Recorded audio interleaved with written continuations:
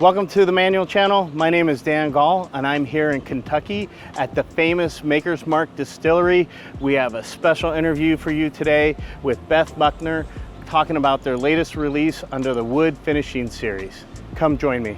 Before our interview, we had the chance to tour the Maker's Mark Distillery, a place where history and innovation blend seamlessly.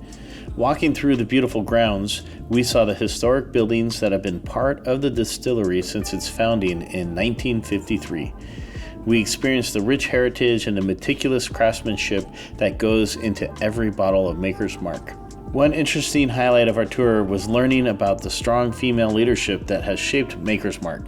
It all started with Margie Samuels, the visionary behind the iconic red wax seal and the distinctive bottle design. Her innovative spirit set the foundation for the brand's success and continues to inspire the team today.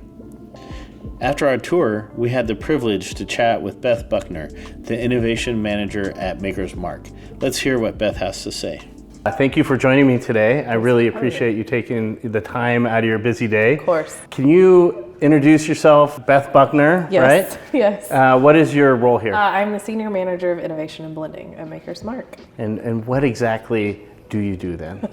A lot of everything. So part of my job is new and innovative whiskeys, brand new to the world. The other part of my job is protecting classic Maker's Mark, as well as understanding where flavor comes from, all the way from grains through the processes and distillery or warehouse, or how you use your barrels, or anything, any lever that you can pull to influence flavor. It's understanding all of those. Okay, and so when you talk about protecting the brand and innovation, what does that mean to Maker's Mark and to you? To me, it means always doing something that halos back to who we are and the ethos of the brand. So doing something that Bill and Margie would be proud of.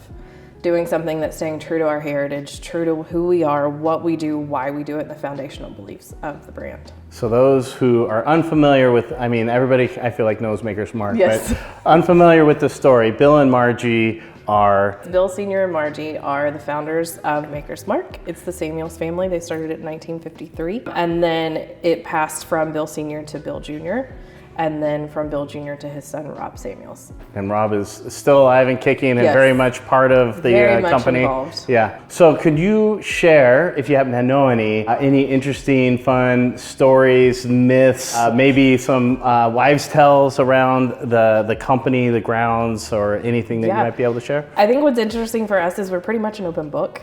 So any of the fun stories are probably already out there. And if I don't know them, Bill Jr. definitely will. He's the storyteller of all storytellers. I think for me, the thing that always stands out is the fact that Bill Sr. burned the family recipe to create Maker's Mark. So it was never about doing conventional things. He wanted to go in and make something that he was proud of, and it's something we stand true to today. Yeah, so that's a cool story. So they had the family recipe. He did not want to be part of the family business, and why is that? It wasn't necessarily the family business, so it was the old T.W. Samuels recipe, and it was rye. And so bourbon at the time was really a drink that you drank to get drunk, really. It wasn't about enjoying what you were drinking. And Bill Sr. kind of took a step back, and he was like, I want to make something that I want to drink and share with friends and family. Mm-hmm. And so it was, I'm going to burn this recipe because it's not the whiskey I want to make. And then he and Margie started baking bread.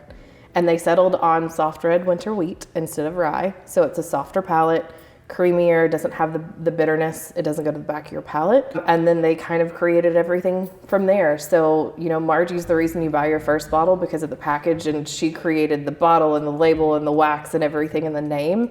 Bill's the reason you buy the second, the third, the fourth one because of the whiskey inside. Yeah, so they were a great team. Margie was the marketing kind of genius behind the brand, and Bill was the engineer, I would call it. Pretty much. Right? Yes. And so just real curious, that's a weird word. How old was this recipe before he burned it? And was it like this glorious burn, like screw this thing, we're gonna try this big risky endeavor and there's no turning back? I don't know how old the recipe was. We can find out for you. But there is a bucket that lives here that evidently it was put into and then burned. I don't know. That's just what That's what Rob told me. So there's the bucket the recipe was burned Very in. ceremonious. Right? Yes, it's such a cool story. Thank you for that. So with this new series that it's now released, just announced, right? Can you tell us first about where it's coming from? You know, there's a new iteration of the whole series, right? So can you delve into that a little bit? So this is the wood finishing series. So this actually first released in 2019. And it was a storytelling series. It's a way for us to tell stories to consumers about Maker's Mark and things that we're passionate about.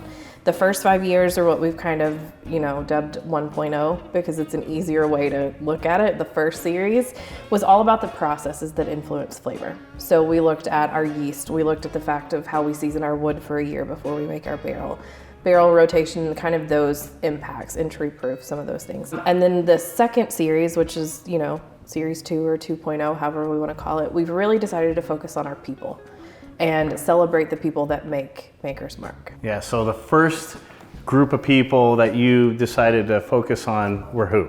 It is our distillery team, and that can be confusing. So said a different way, it's the people that distill our whiskey, because the distillery team could mean everybody.